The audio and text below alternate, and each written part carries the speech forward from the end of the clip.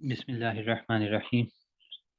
अभी डिस्कस करते हैं जी ट्रांसफॉर्म के बारे में ब्रीफली, और बिल्कुल ही हम ग्लॉस करेंगे, मतलब एट द सरफेस स्क्रैच करेंगे। जी ट्रांसफॉर्म जो इतना नेसेसरी है वो करते हैं for advance topics in speech processing particularly. तो जी ट्रांसफॉर्म बेसिकली हमने एक चीज़ अभी तक अंडर द कारपेट रखी है कि डीटीएफटी हर सिग्नल के लिए आप कंप्यूट नहीं कर सकते, कन्वर्ज नहीं करेगा। मैं अगर आप जैसे हाइपोथेटिकली बात करें, फॉर एग्जांपल एक सिग्नल है a time e raised to power n विज ऑफ एन, हमेशा हम इसमें जब कंप्यूट अगर करते हैं एक डीटीएफटी, तो A should be less than और equal to less than one magnitude of ए।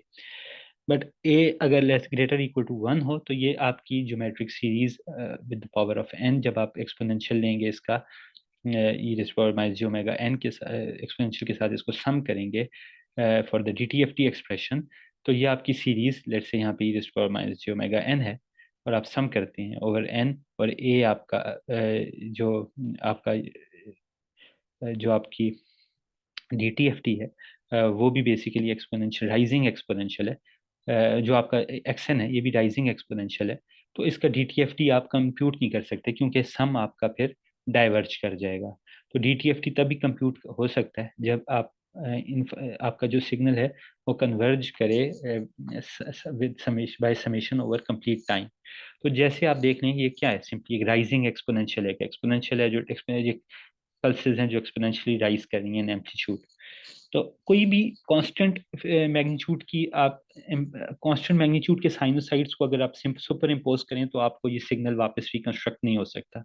इसलिए जब आप इसको डीटीएफटी डिकम्पोजिशन करना चाह रहे हैं, तो इसकी डीटीएफटी डिकम्पोजिशन नहीं हो सकती, क्योंकि ये रिकंस्ट्रक्ट नहीं हो सकता यूजिंग कांस्टेंट एम्पलीट्यूड साइनोसाइड्स, क्योंकि इसकी डीटीएफटी एग्जिस्ट नहीं करता। कोई ऐसे राइजिंग या कांस्टेंट एम्पलीट्यूड की आपकी पल्सेस होंगी, तो ये प्रॉब्लम है आपके पास। अगर इनफाइनाइट लेंथ की, तो आपकी वो डीटीएफटी आपका डाइवर्ज करेगा, डीटीएफटी एग्जिस्ट नहीं करेगा, क्योंकि सम आपका डाइवर्ज करेगा। अब अब पर्टिकुलरली यहाँ पे आपने जैसे एक एग्जांपल देखी है, तो अब इसके लिए क्या किया जाए। प्रॉब्लम ये है कि यूजुअली जनरली ये ऐसे signals in by itself inputs ऐसे नहीं होते, बल्कि सिस्टम रिस्पॉन्स अक्सर ऐसा होता है कि वो सिग्नल्स को पर्टिकुलरली जिनमें फीडबैक हो, जैसे हम अक्सर बात करते हैं कि जो स्क्रीचिंग माइक होता है उसमें फीडबैक की वजह से लाउडर होती जाती है आउटपुट। तो इसी तरह कुछ सिस्टम्स होते हैं जो जिनका रिस्पॉन्स ऐसा होता है कि वो जो सिस्टम रिस्पॉन्स है वो एक्सपोनेंशियली इंक्रीज करता रहता है विद टाइम, डीके नहीं करता।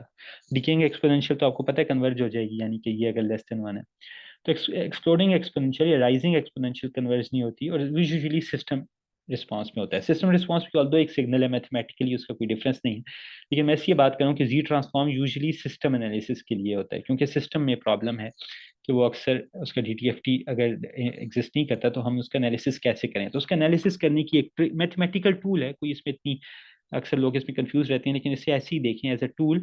ये ऐसा ये टूल है। हम करते क्या हैं कि हम बजाय कांस्टेंट एम्पलीट्यूड साइनोसाइड्स ई raised power J omega N क्या थे, complex exponential sequences with constant magnitudes. Complex exponential क्यों, क्योंकि दो साइनोसाइड्स थे, साइन और cos, but with constant amplitude. अगर हम इसकी बजाय आर पावर माइनस एन से मल्टीप्लाई कर दें, ठीक है, यानी कि एक डिकेइंग एक्सपोनेंशियल से मल्टी डिकेइंग भी हो सकता है, एक्सप्लोडिंग भी कभी कभी हम एक्सप्लोडिंग भी चाहिए, अगर कोई नेगेटिव साइड पे राइजिंग सीक्वेंस हो तो उसके लिए होता है। लेकिन आप सिंपली लेट से ये डिकेइंग एक्सपोनेंशियल, तो हमें सिर्फ आर को ऐसा सेलेक्ट कर सकते हैं ना कि अगर लेस हायर देन वन है आर, तो minus R power minus one decaying exponential होगा, ठीक है। तो हम कुछ कोई भी, ये आर भी एक वेरिएबल अब हमने इंट्रोड्यूस कर दिया, तो हम ई के बजाय R times e raised power minus G omega n, अब ये माइनस कॉमन आ जाएगा तो के साथ मल्टीप्लाई कर सकते हैं। तो ये हम जब डीटीएफटी लेते हैं, तो बजाय ई raised power minus G omega N के हम जी पावर माइनस एन से करते हैं। जी इन इटसेल्फ क्या है कि माइनस एन को अगर आप छोड़ें तो जी है R into e raised power J omega, यानी कि ये स्केलिंग फैक्टर है फॉर द एक्सपोनेंशियल सीक्वेंसेस, ठीक है। तो बेसिकली अगर आप इंट्यूटिवली देखें तो हम क्या कर रहे हैं, हम साइनोसाइड्स को स्केलिंग फैक्टर से मल्टीप्लाई करें जो कि टाइम के साथ टाइम पे डिपेंडेंट है स्केलिंग फैक्टर, तो अगर आर ग्रेटर देन वन है तो एक्सपोनेंशियली डिके हो रहा है स्केलिंग फैक्टर। तो हमारे जो साइनोसाइड्स हैं वो विद डिकेइंग मैग्नीट्यूड्स या कभी कभी राइजिंग मैग्नीट्यूड्स हैं। तो हमारे अब हम जो डिकम्पोजिशन कर रहे हैं सिग्नल की एक्स ऑफ एन की, वो इन टर्म्स ऑफ कांस्टेंट मैग्नीट्यूड नहीं बल्कि वेरिएबल मैग्नीट्यूड साइनोसाइड्स कर रहे हैं। तो जो जी ट्रांसफॉर्म हमें कोएफिशिएंट्स देगा, जो रिप्रेजेंटेशन देगा, वो इन टर्म्स ऑफ जी देगा।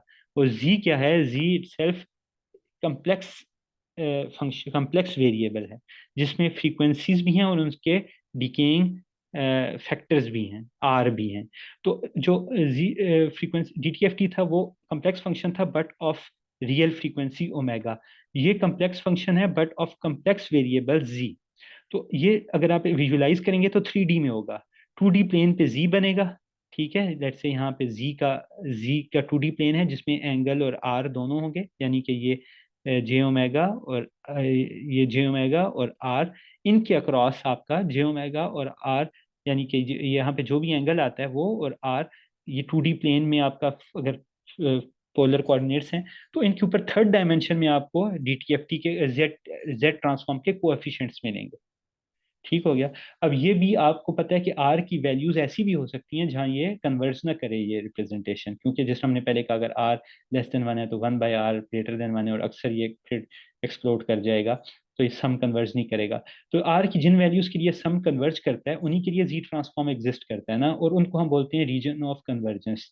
तो क्योंकि आर मैग्नीट्यूड है तो जो 2D प्लॉट है जी का, ठीक है, जी का, सिर्फ जी की ट्रांसफॉर्म का नहीं, जो जी का 2D प्लॉट है उसमें आर रिप्रेजेंट करेगा एक सर्कुलर एरिया को, चाहे वो डिस्क हो या चाहे, क्योंकि आर मैग्नीट्यूड है ना, तो एंगल के रिस्पेक्टिवली आर एक रीजन ऑफ कन्वर्जेंस होगा जिसके ऊपर हमारा जी ट्रांसफॉर्म एग्जिस्ट करता है। जो एक इंपॉर्टेंट पॉइंट हमारे लिए मोस्ट इंपॉर्टेंट पॉइंट है जो हम यूज करते हैं आगे सिस्टम एनालिसिस में, वो है पोल्स। अब जहाँ पे जी ट्रांसफॉर्म जो हमारा जी ट्रांसफॉर्म का एक्सप्रेशन आ गया अगर, तो हमारा जी ट्रांसफॉर्म का एक्सप्रेशन भी अगर हम इस लेट्स से हम इस शेप में ले आते हैं, B by one minus sum of coefficients of G inverse G power minus, ये माइनस के होना चाहिए क्योंकि जी की मैं जल्दी में सॉरी, तो जी की डिफरेंट वो फेस शिफ्ट्स हैं आपके, तो बेसिकली जी के शिफ्ट्स हैं बेसिकली।